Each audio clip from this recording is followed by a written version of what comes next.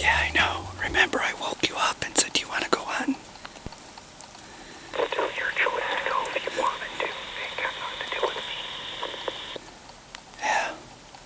I didn't know when the snow was going to hit, so it's always a roll of the dice. That was my thing. I've unfortunately been letting myself get discouraged.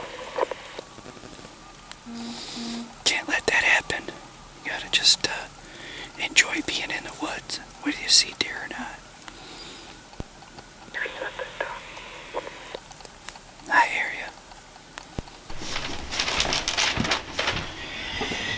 Oh, well, welcome to Nomad Outdoors Camp. Yeah. The No Camp. You wanted a name, there you go. The No Camp. That's it. That's it. No camp. No Camp. Heading up to no camp. Yep. Bo camp? No. You're not listening to me. No. No. No. Yeah. No, Bo? No. Bo, no. No camp. No. You're not listening to me, Sonny. We had a lengthy discussion with the young lad Jerry Bear last night. He's running into some frustrations. He's put in his time. He has been hunting deer since he was 14, 15. I was going to say, probably 14 like the youth hunt for 2 years, right? Yeah. So at least 10 years. We know for a fact. It's been over 10 years. So I asked the old gray bear this morning, I go, what are we going to do for a hunt today? We're gonna hunt the moon time, which is going to be a midday hunt, or we going to hunt the night? Because it's snowing. We're supposed to, I mean, we're legitimately going to get... They can probably see it out the window behind you. Yeah, 2 to 5 inches of snow. So anything that we do, we're going to go out there and we're going to get slopped on with snow. So if we go out there for the midday hunt, you'd have to come back and there's not enough time to dry off. So you got a choice, midday or evening. And anyway, so we throw out the question. And old Gray Bear's like, oh, maybe we should ask old Grumpy. Because he was a little discouraged last night for good reason. Yeah. And I hate to see it. I just wish I give him all the credit in the world. I wish there was something I could do. I just. But that's a father's thing too, and it's also a man's thing, is to help fix problems and solve problems. And when you see your child struggle, you don't want that. Even though he's a grown man, he's still your son at the end of the day. No matter how you turn it, you don't want to see your own flesh and blood struggling. And like you said, he's put in the hours. He's been in the tree, set up the stands. He's set in the stands. He's been out for gun. He's been out for bow. He's had a couple of misses with the bow. I think that's part of the problem. Is it just never all fell together. The bulk of his deer hunting has been bow. He's done a little bit of gun hunting, but not like the average person. He's dabbled in gun hunting. Yeah, if you were gun hunting down in on farmland down in the thumb, it'd be a different story. And he hunts primarily nothing but public land, and that spot of land that we were in Gladwin, that was just tough hunting. Too many people. It's almost always been public land. The only time, what do we have over on the property at 30 and 61? What's his name? Place. Yep. It's a little slice of. Oh, I forgot about that one. A private, and that's where he missed. The one the branch reached out and snagged his arrow. Yeah. There, you guys watch any of our videos? That's on video. He ricocheted that arrow clean off that little sapling. So he's had ups and downs, and I'd really like to get him in a spot, but it's almost like you have to cut him loose and go, here's the woods, and just go do your thing, man. Walk around. It's how I learned. I didn't have someone to. Where he's at now is it was go out and go out and you gotta go to walkabout in a homemade tree stand with a rope tied from my waist to my tree, which is don't do that at home. No, that's all illegal. But you know what? It was go out and put your face in the dirt and look for tracks and I got to get my. I don't know if anybody out there in Nomad Land keeps a journal like you do, or I've got one at home that has, I think, most of my deer kills in it. Now I got this one which is basically just a little, it even says Nomad on it. Just a little... NomadOutdoorsTV.com and on Instagram.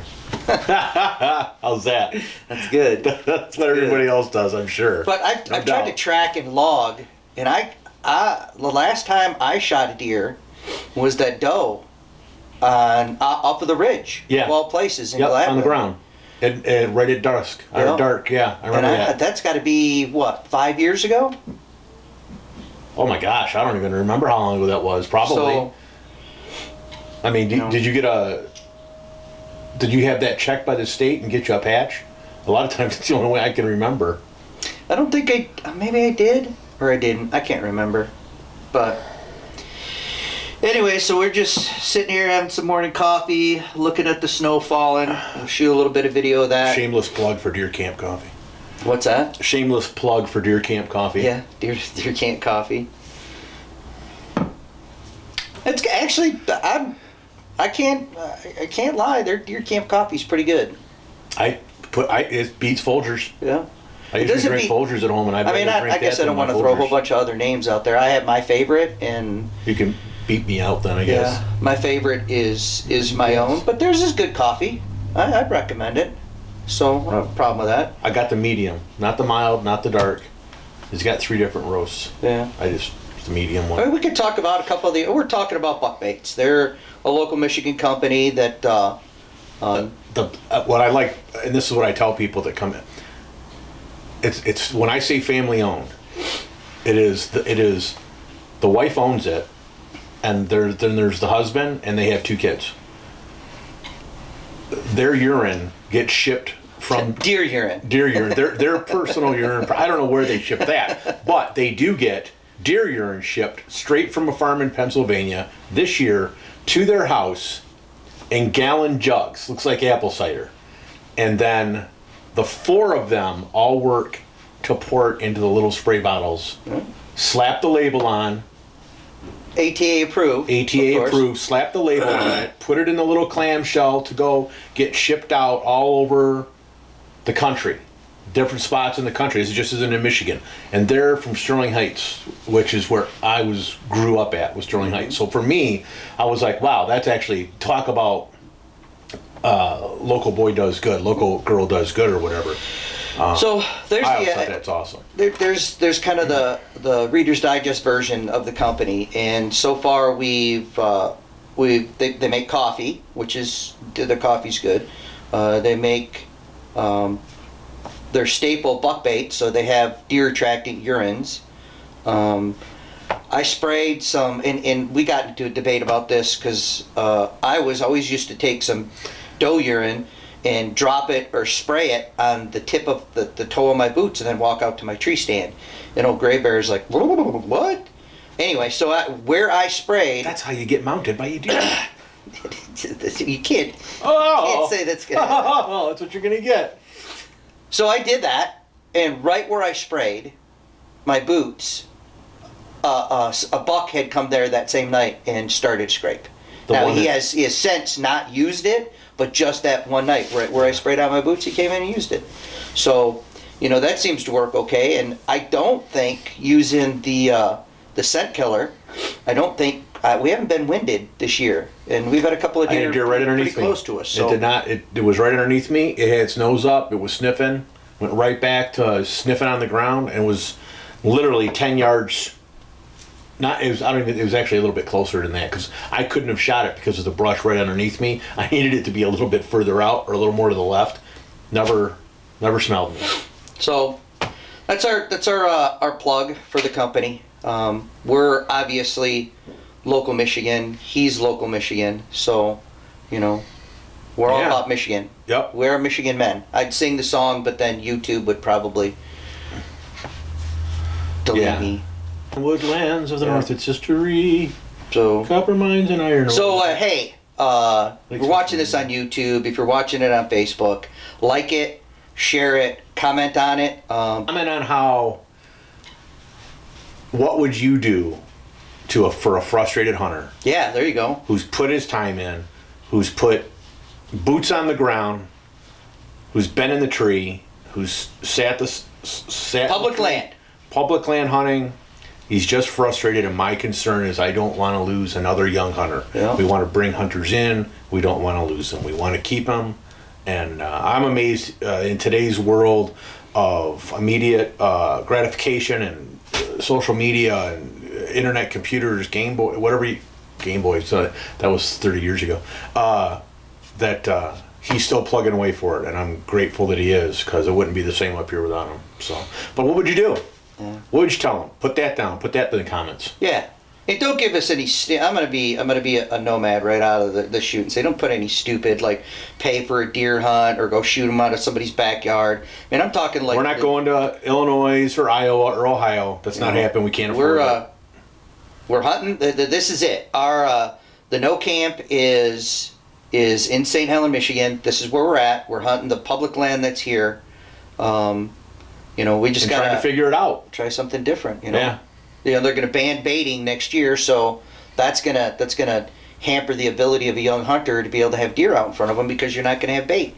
We're allowed bait this year, and we weren't really seeing any deer. So we go out, we buy some kernel corn and scatter it. I mean, we do a good job. You can't even really see it on the ground. But then all of a sudden now the birds are coming in and the deer are coming in. And I'm not saying that, it's the easiest way to hunt. We know deer are in the area, but how do you get them right out in front of you?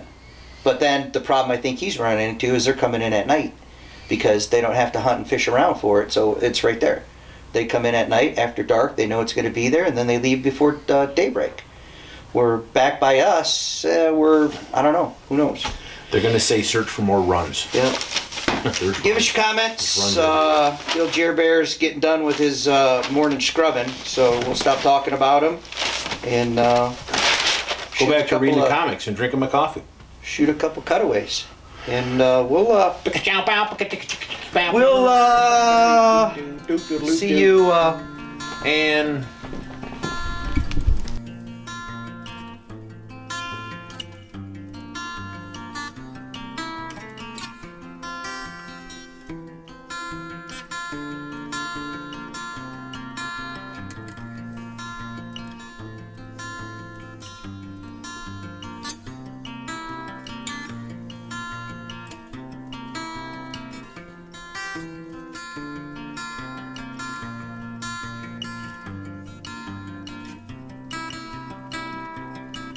doing some standing. And some Well, sitting. we're going out for the moon time and sitting through the night. So it's not all day long. It's just all afternoon long. Get back in your street. That is what I think. All right. Say to hunt the moon time, so we're going to do that and then just continue through the night. 10-4. Roger that.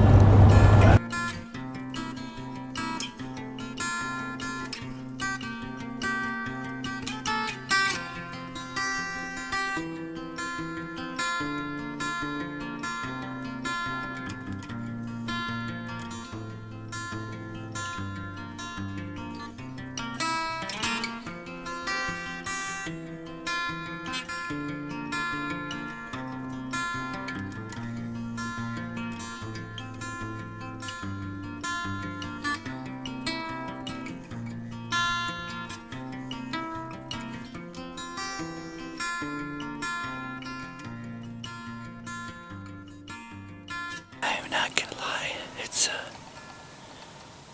been out here for about 3 hours, which doesn't seem like a long time, but 3 hours in the cold is kind of chilly. Whew.